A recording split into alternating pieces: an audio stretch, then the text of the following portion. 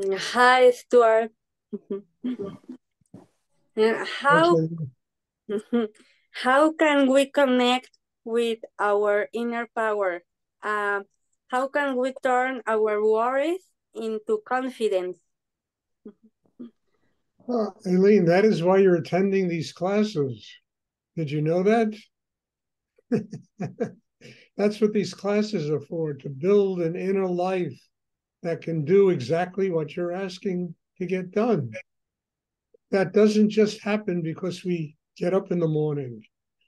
It happens because a person takes the time, the energy to work on themselves and to develop a system inside that is strong enough to do it.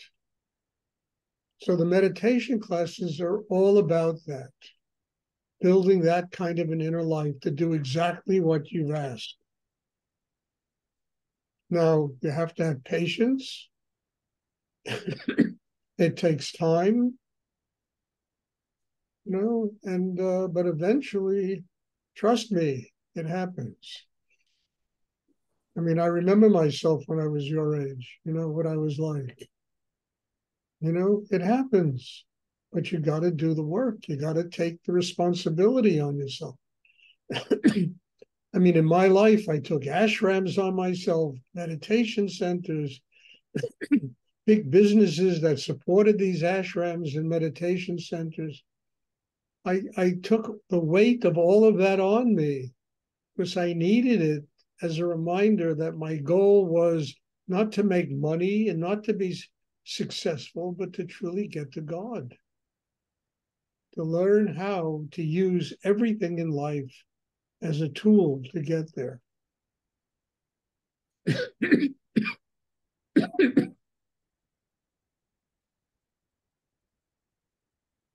And it takes time, patience. It's not a thing that just happens.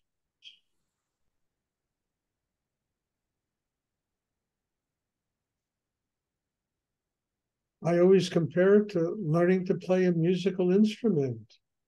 You don't sit down and play a violin. It takes years of training to master a musical instrument.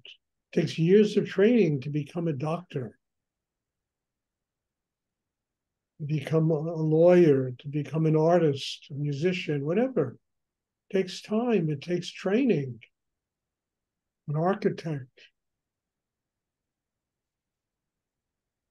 even a plumber, a carpenter,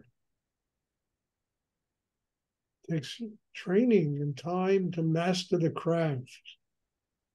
What you're doing in this meditation class is learning how to master the craft.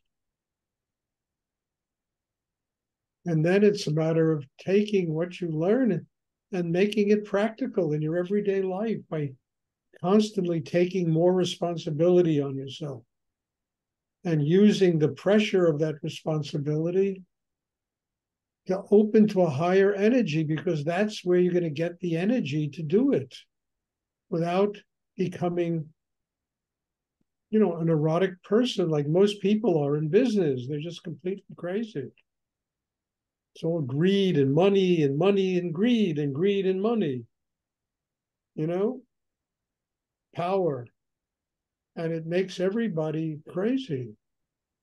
Instead of the pressure makes you go deeper in yourself to bring down more spiritual energy so that you can deal with it and transform it into a spiritual life.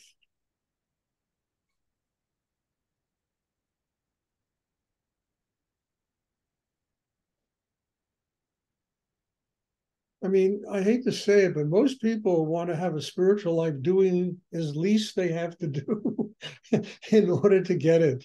I mean that. Whereas I learned from my teacher, it's the exact opposite.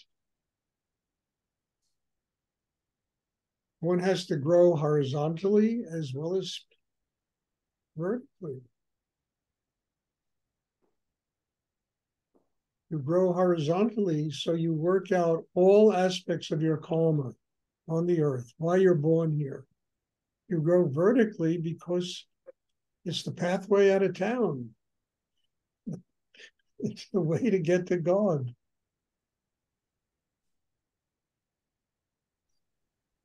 So all of this works together, and the classes, their purpose is to refine the instrument, develop the chakra system, build the inner strength that enables one to do what I'm talking of.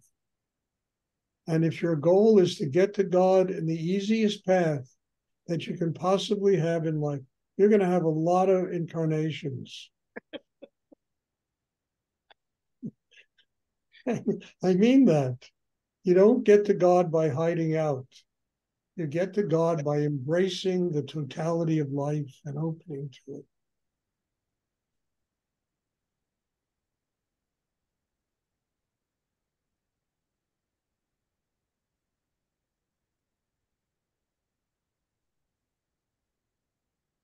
And it's fun, for God's sake. You know, you get such a diversity of experience. I mean, if I had to write the story of my life and the thing, I mean, it would be a 3,000-page book. That's why I'll never write it. I'm not going to sit down and do that, you know? Let somebody else write it sometime.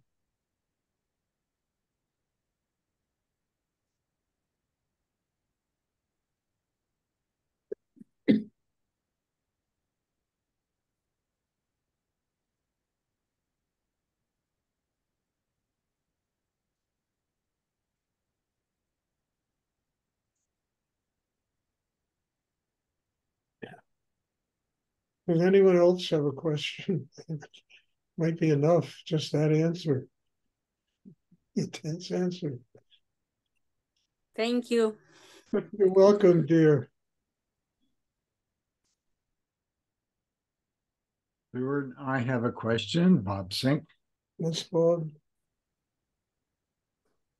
When is the best time to invoke courage and the best time to invoke patience?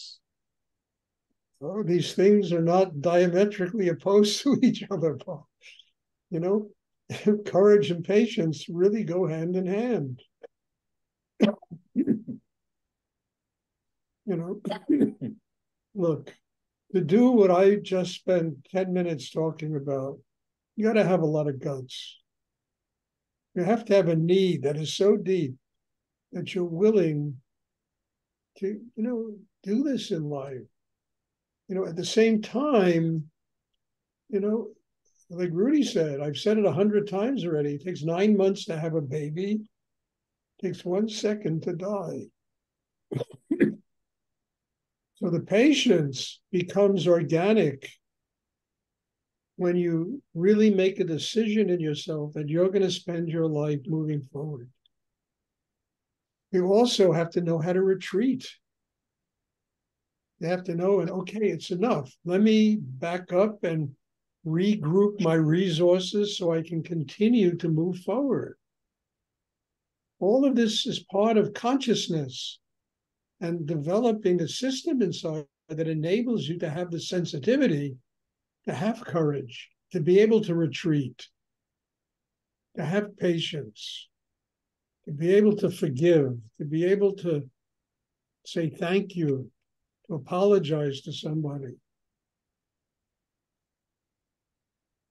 All of this requires an extremely sensitive person. And I don't mean a sensitive person who's neurotic and unhappy and miserable.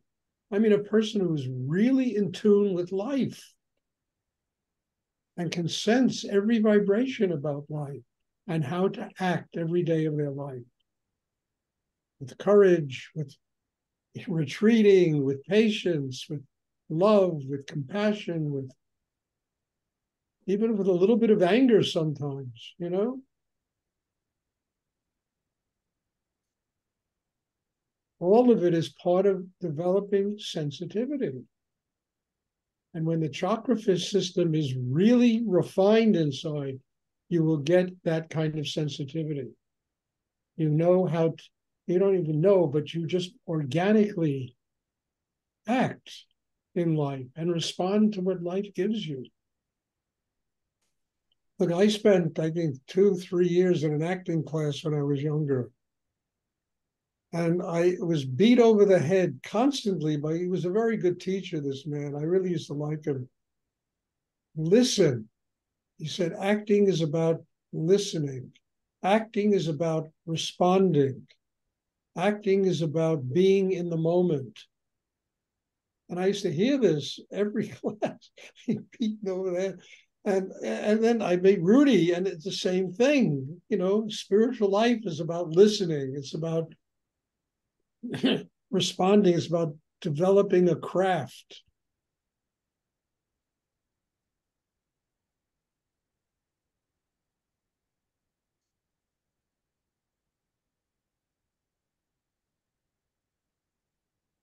So it really gets back to the same answer. You build a system inside yourself that makes you so sensitive to life that you respond according to what life is giving you.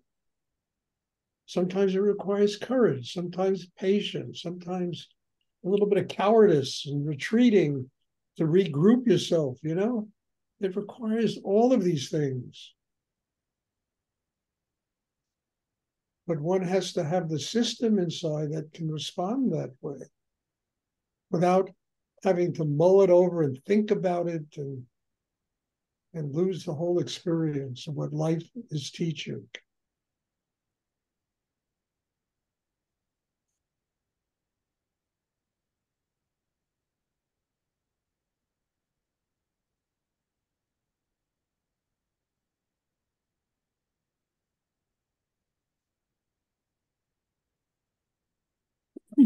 So patience and courage are not diametrically opposed to each other. They're part of the same sensitivity that a human being builds because they've developed the chakra system that enables them to live that way.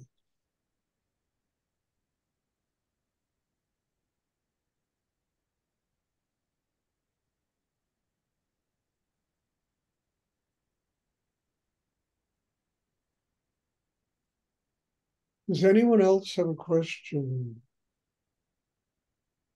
Thank you, Stuart. You're welcome, Bob.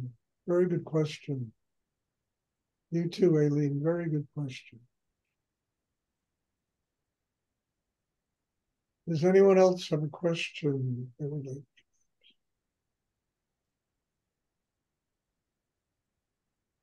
I just have an announcement. Next Monday, I have my bi-monthly, every 2 months, I have this eye treatment that I have to have.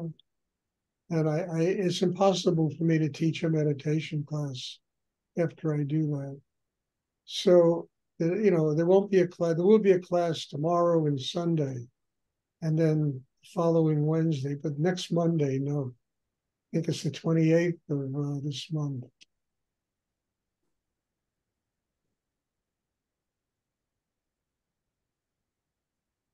Does anyone else have a question they would like to ask?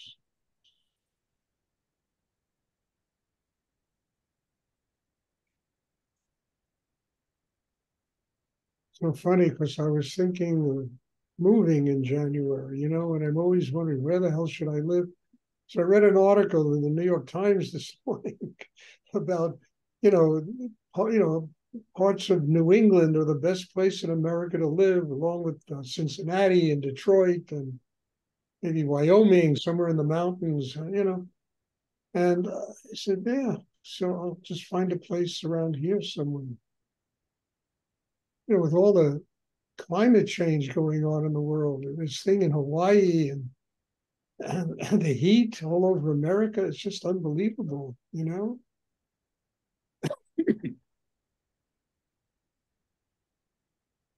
And here things are pretty moderate. Winters are not that cold and the summers were not that hot.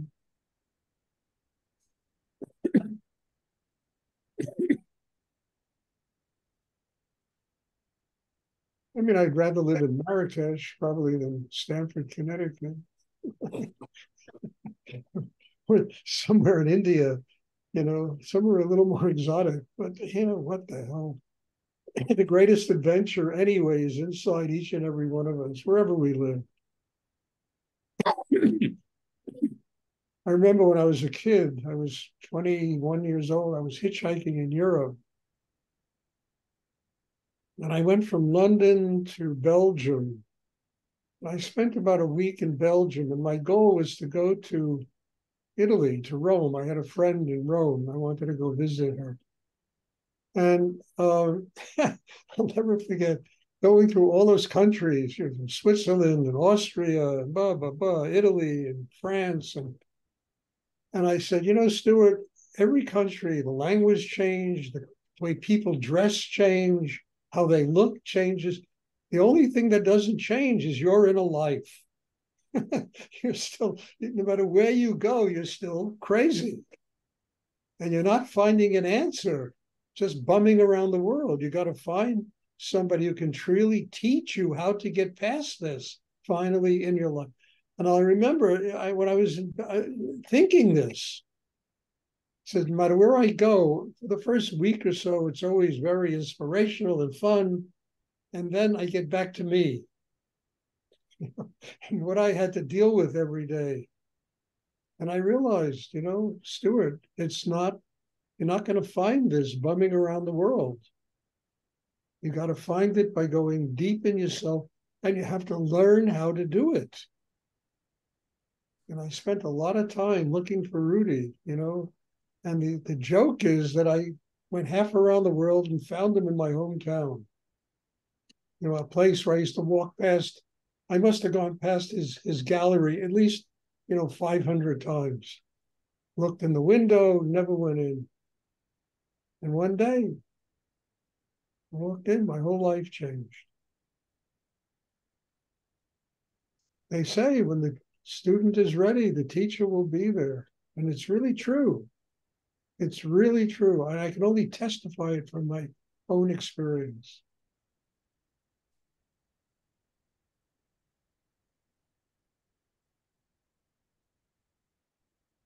And I said to myself when I met him, Stuart, you've spent 25 years listening to yourself, and you almost put yourself in a sanitarium. It's time to listen to somebody else and learn from them. Somebody with some wisdom and with knowledge and will guide you on a path, to God. And, when I met Rudy, that's what happened. It wasn't easy. I was up against a lot of resistance in me and who I was. But he was a constant reminder that I had to get past me. I had to learn how to master myself. That's why I hold these classes. I'm trying to be a reminder to all of you. You've got to get past yourself.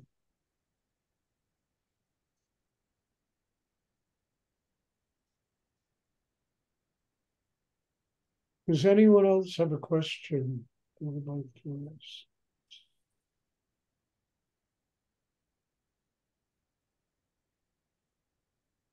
Okay, if there are no more questions, then thank you. God bless you all. And I have a lot of gratitude for your being in my life, and God bless you all. Thank you. And there'll be a meditation tomorrow evening, and I'm looking forward to seeing you.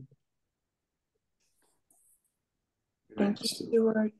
Thank you. Good night. Thank you. Good night. Thank you, Stuart. Good night.